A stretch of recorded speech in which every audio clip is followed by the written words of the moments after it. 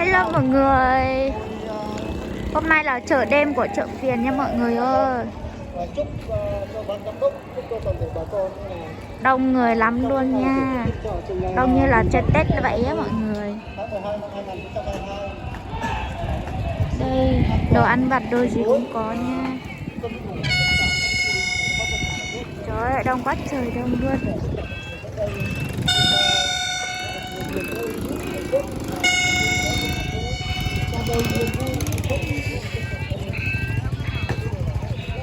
Đây bán quần áo luôn nha. Đây bán thịt trâu, thịt bò, thịt heo.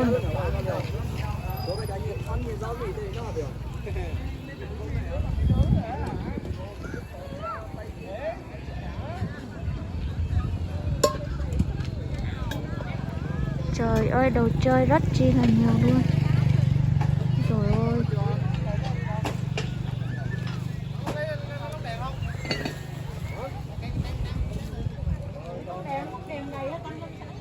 Tổ chức 4 ngày liên tục nha mọi người. Hôm nay mới là thứ Bảy, là ngày đầu thôi. Vẫn còn tổ chức vào Chủ nhật và thứ Hai, thứ Ba luôn nha. Bán quần áo rất chi là đông.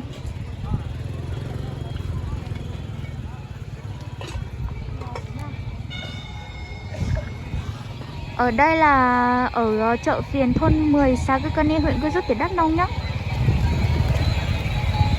Rồi, đồ chơi rất chi là nhiều luôn.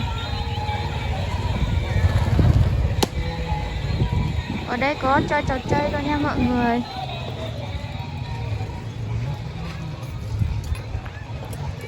Đây, bán bóng bay nha mọi người. Đấy. Ai mà ở gần đây thì nhớ ghé nha. Tổ chức 4 ngày liên tục thôi. Còn lại là bình thường là phải tổ chức vào thứ Bảy và Chủ nhật nha. Và Tết, có dịp Tết thì mới đông người như thế này nha. Còn bình thường là cũng ít thôi, không quá đông như bây giờ. Và người bán cũng vậy nha. Và đây là cái sân khấu nè. Sân khấu mà sáng nay người ta diễn nè. Đây chuẩn bị cả sân khấu luôn. Ai có tiết mục gì thì có thể đăng ký và lên hát nha.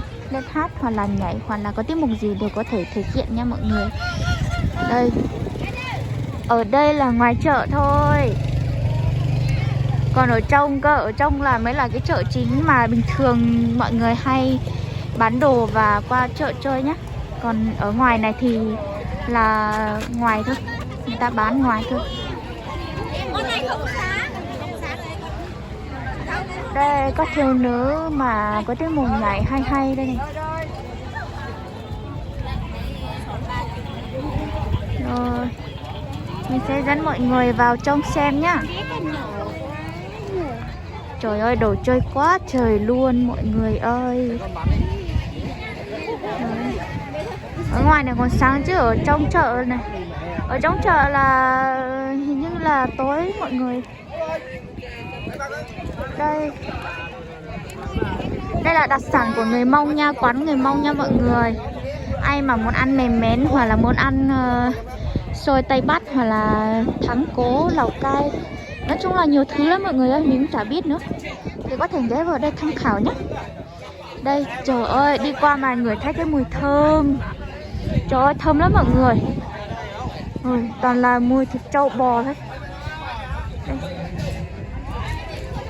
Trời này lạnh lắm mọi người ơi, lạnh lắm. Vào đây mà nhậu với ăn lẩu là quá là tuyệt luôn. Còn đây là ở trong chợ nhá. Trong chợ thì tối quá thì mình sẽ không vào nha, để ngày mai mình quay đây cho mọi người xem nhá.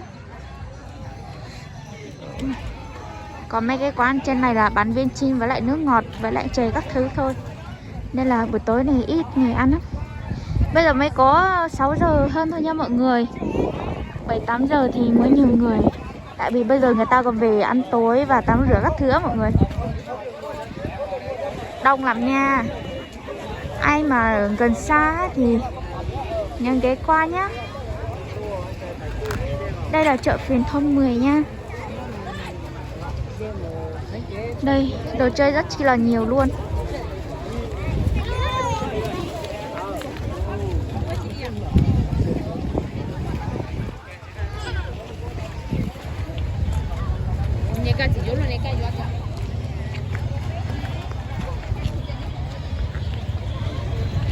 Tiếp theo chương trình, ai muốn đăng ký bài hát thì về ban tổ chức để đăng ký.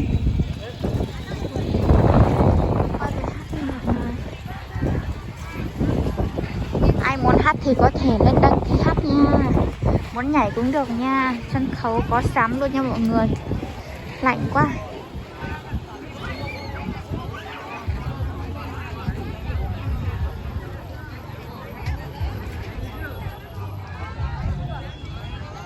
Thế thôi nha, bạn nào mà ở gần xa mà muốn ghé thôn 16 Cơ Nia, huyện Cơ Rút, tỉnh Đắk Nông, muốn ghé qua chợ phiên ấy thì có thể qua đây tham dự và tham khảo cái chợ phiên này nha mọi người.